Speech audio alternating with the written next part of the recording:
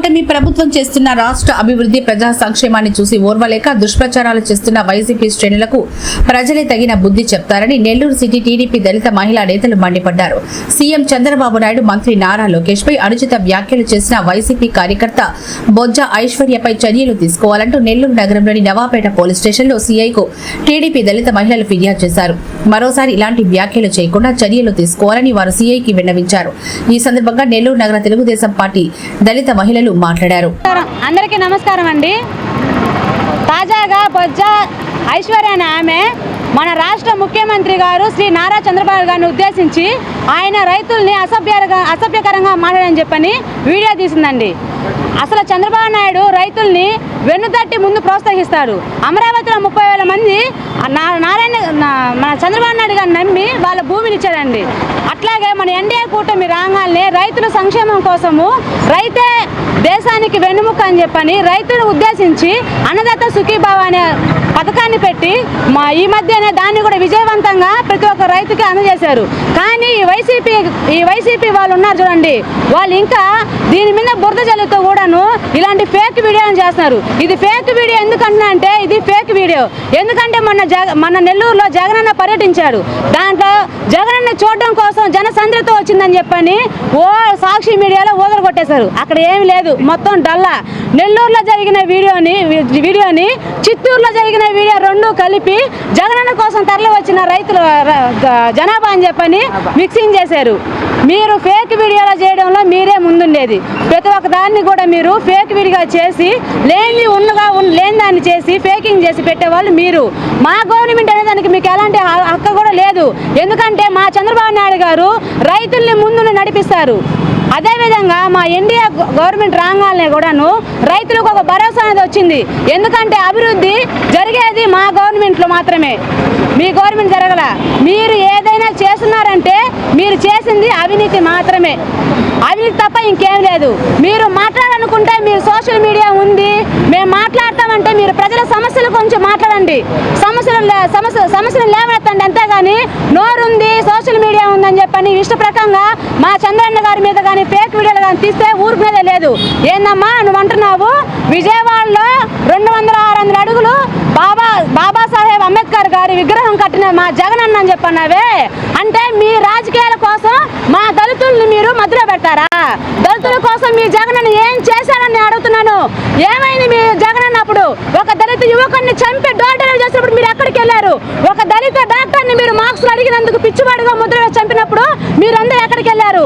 దళితుల మీద ఆడవాళ్ళ మీద అత్యాచారాలు చేసినప్పుడు మీ నాయకులు మీరందరూ ఎక్కడికి వెళ్ళారు? అప్పుడు వీడియో చేయింది, మీరు ఇప్పుడు వీడియోలు చేస్తున్నారా? నోరుందని చెప్పని ఇష్ట ప్రకారంగా మాట్లాడితే ఊరికి మీద లేదు. మా ప్రభుత్వం ఒక క్రమశిక్షణకు మారిపోయారు. మా నాయకుడు మాకు నేర్పించింది క్రమశిక్షణ. ఏదైనా కూడా ఉంటే చర్చించుకుందాం, సామరస్యంగా చేద్దాం అంటారు. కానీ మీలాగా మార్పింగ్ చేసేది, మీ విధంగా లేనిది ఉన్నది పుట్టించేది, మీలాగా అవినీతి చేసే గవర్నమెంట్ అయితే మాది కాదు. మాది మంచి ప్రభుత్వం. అందుకనే జనాభా మిమ్మల్ని తొక్కి వేశారు. 11 సీట్లకు మిమ్మల్ని పరిమితం చేసి మీకు ప్రతిపక్ష హోదా కూడా లేకుండా మిమ్మల్ని అనగా తొక్కారు. మీరు ఇంకా బుద్ధి తెచ్చుకోకుండా నోరుందని ఇష్ట ప్రకారం మాట్లాడితే ఊరుకునేది లేదు. మేము ప్రజల సమస్యల గురించి మాట్లాడండి, ప్రజల సమస్యలు లేవనెత్తండి. అంతేగాని ఈ పిచ్చి వీడియోలు చేసి మార్పింగ్లు చేసి ఉన్నది లేనట్టుగా చేస్తే ఒప్పుకోము. ఏందమ్మా నువ్వు అంటున్నావు అభివృద్ధి లేదా? ఏంది కొన్ని రోజులు పోతే ఆంధ్రప్రదేశ్ ఉందా లేదా అని చెప్పండి మనము వెతుక్కోవాలి. ఊరా? ఆంధ్రప్రదేశ్ ఊరు కదమ్మా. ఆంధ్రప్రదేశ్ని స్వర్ణ ఆంధ్రప్రదేశ్గా చేయాలని చెప్పని మా బాబు గారు చూస్తున్నారు. అభివృద్ధి లేదా? ఇప్పుడు హైదరాబాద్ చూడిపో, పోటీ పడుతుంది, ఆర్థికంగా పరుగులు తీస్తుంది. మామూలుగా ఉన్న హైదరాబాద్ని హైటెక్ సిటీగా చేసి ఆర్థికంగా ముందు పరుగులు పెడుతుంది. దాన్ని చూసి దిగి తెచ్చుకో. అంతేగాని అభివృద్ధి లేదని చెప్పాక అమరావతిని ఏ విధంగా డెవలప్ చేస్తున్నారో చూడు. సంక్షేమ పథకాలు ఒక పక్క, అభివృద్ధి ఒక పక్క పెట్టి మా చంద్రబాబు నాయుడు ముందు నిలబడి ప్రతి ఒక్క దాన్ని సమానత్వంగా చూసుకొని ఇటు సంక్షేమ పథకాలని ఇటు అభివృద్ధిని ముందుకు నడిపిస్తున్నాడు. మీ జగనన్న ఏం చేశాడు? అవినీతి చేశాడు. అవినీతి చేసి మద్యం గురించి మాట్లాడండి, మద్యంలో ఎంత దోచుకున్న దాని గురించి మాట్లాడండి, మీ నాయకుల గురించి మాట్లాడండి. ఏందమ్మా ఎస్సీల గురించి అన్నా కదా, దళితుల గురించి మీ రోజక్క ఉందే? మీ రోజక్క నేను ఎస్సీని కాదు, నా దగ్గర కూర్చోవచ్చని మీ రోజక్క దాని గురించి మాట్లాడ ఫస్ట్ నువ్వు. అంతేగాని నోరుందని మాట్లాడమనుకో ఐశ్వర్య బొజ్జ, మీకు పుట్టగతులు ఉండదు. మేము ఒప్పుకోం. మీరు మాట్లాడే ప్రతి ఒక్క మాటకి మేము ఎదురు కౌంటర్ మేము ఇస్తాము, ఊరుకోం. ఆంధ్రప్రదేశ్ ప్రజలకి బాగా తెలుసు చంద్రబాబు నాయుడు గారు ఆ రైతుల్ని ఏ విధంగా ముందుకు తీసుకొస్తారో చంద్రబాబు నాయుడు గురించి ప్రతి ఒక్కరికి ప్రజలకు తెలుసు. మీరు పదే పదే చెప్పాల్సినంత అవసరం లేదు. ఆయన ముందుండి నడిపిస్తాడు. మీరు అది చూడండి. మీరు ఓర్వలేకే మీరు ఇలాంటి వీడియోలు తీస్తున్నారు. మీ జగన్ అని చెప్పాడమ్మా, మార్పింగ్లు చేసి చేయండి, నేను పేటీఎం చేస్తానని చెప్పాడు. అందుకే మీరు చేస్తున్నారా? మంచిదే.